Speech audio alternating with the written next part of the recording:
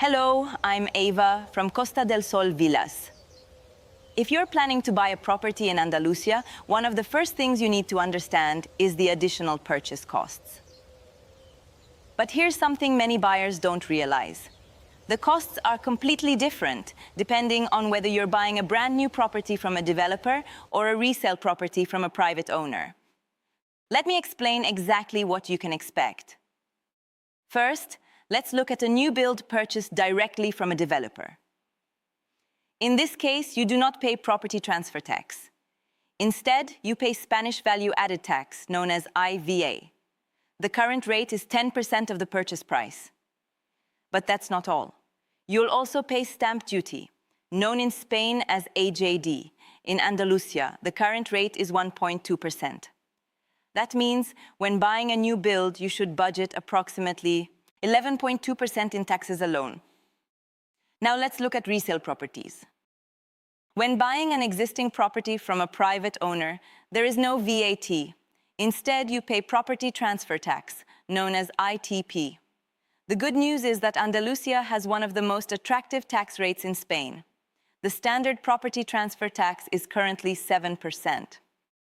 There are certain situations where reduced tax rates may apply. For example, for younger buyers purchasing their main residence. We'll cover those exceptions in a separate video.